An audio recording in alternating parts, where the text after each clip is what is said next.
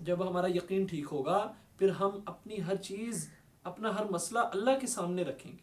اللہ تو قرآن پاک میں خود ارشاد فرما رہا ہے میرے بندوں مجھ سے مانگو میں تمہیں عطا کروں۔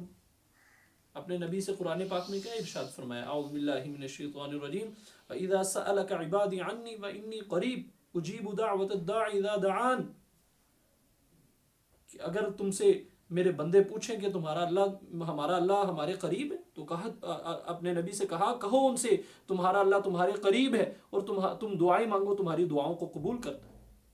اس لیے ہمیں اپنے مسائل اللہ رب العزت کے سامنے رکھنے چاہیے اور اللہ سے مانگنا چاہیے۔ آج ہم نمازیں پڑھتے ہیں، قرآن بھی پڑھ لیتے ہیں، لیکن دعا کرنے کو ہمارا جی نہیں چاہتا، دعا میں ہمارا دل نہیں لگتا۔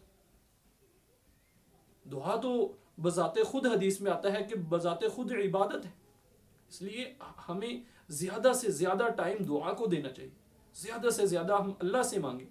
قرآن پاک میں اللہ نے ارشاد فرمایا اعوذ باللہ من الشیطان الرجیم وَلِلَّهِ الْأَسْمَاءُ الْحُسْنَى وَادْعُوهُ بِهَا، کہ یہ تمام صفاتی نام اللہ کے ہیں، بہترین نام اللہ کے ہیں، اور ان ناموں کے ذریعے تم اللہ سے دعاؤں کو مانگو۔ تو اس لیے میرے محترم بھائی اور دوستو ہمیں دعا مانگنی چاہیے۔ نبیوں نے اور ولیوں نے اور ہمارے ہم جن کو بھی اپنا رہبر سمجھتے ہیں، اپنا پیشوا سمجھتے ہیں، انہوں نے ہمیں اللہ سے مانگنا سکھایا ہے۔ موسیٰ علیہ السلام کے بارے میں نہیں ہے تو قرآن پاک میں اللہ رب العزت نے جب ارشاد فرمایا اذهب الى فرعون انه طغى، کہ فرعون کی طرف جاؤ سرکش ہوگے۔ موسیٰ علیہ السلام نے اللہ سے دعا مانگی، قال رب اشرح لي صدری، اے اللہ میرے سینے کو کھول دے، امری واحلل عقدۃ من لسانی یفقهوا قولی، میری زبان کی گرہ کو کھول دے اور میرے معاملے کو آسان کر دے تاکہ لوگ مجھے جو ہے سمجھ سکیں، میری بات کو سمجھ سکیں۔ تو میرے محترم بھائیو اور دوستو ہمیں ہر قرآن حدیث میں یہی حکم ہے، ہم اللہ سے مانگے، اپنے ہر مسئلے کو اللہ رب العزت کے سامنے پیش کریں۔ فرمایا حدیث پاک میں آتا ہے، رسول اللہ صلی اللہ علیہ وسلم نے فرمایا الدعاء مخ العباد، دعا تو عبادت کا مغز ہے۔ اگر 5-6 فٹ کے انسان کے اندر مغز ہی نہ ہو تو وہ تو بیکار سمجھا جاتا ہے، پاگل لوگ سمجھتے ہیں اس کو۔ تو پوری دعا کا، پوری عبادات کے اندر مغز کا درجہ ہے، اس لیے ہم جو ہے اللہ سے مانگیں، اللہ رب العزت ہمیں عطا کرنے والے۔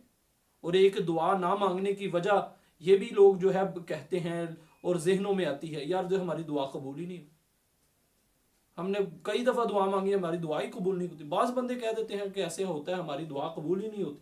اللہ رب العزت ارشاد فرماتے ہیں کہ میرا بندہ میرے ساتھ جیسا گمان رکھتا ہے میں اپنے بندے کے گمان کے مطابق اس کے ساتھ معاملہ کرتا ہوں۔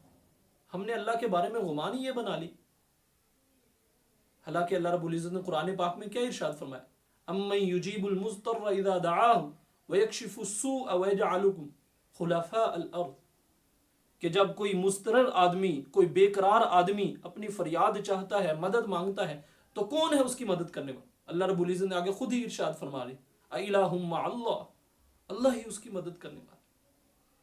تو میرے محترم بھائی اور دوستو اللہ سنتے ہیں، یہ نہیں کہ اللہ نہیں سنتے۔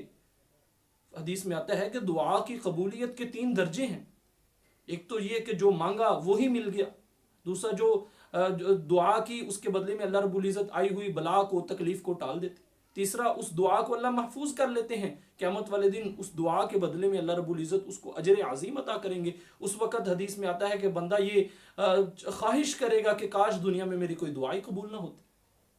تو اس لیے میرے محترم بھائیو اور دوستو ہمیں دعا کو جو ہے سنجیدگی کے ساتھ مانگنا چاہیے، دعا کو ہمیں جو ہے اللہ رب العزت سے گڑ گڑا کر دعا کو مانگنا چاہیے۔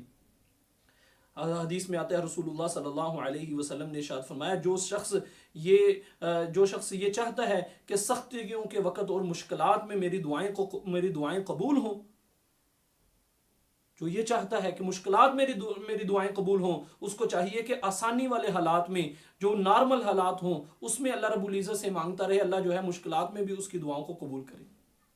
حضرت سلیمان فارسی رضی اللہ تعالی عنہ نے ارشاد فرمایا، رسول اللہ صلی اللہ علیہ وسلم ارشاد فرماتے ہیں کہ جب بندہ اپنے رب سے دعا مانگنے کے لیے ہاتھ اٹھاتا ہے تو اس کے رب کو جو ہے غیرت آتی ہے اس کے ہاتھوں کو خالی لوٹاتے ہوں۔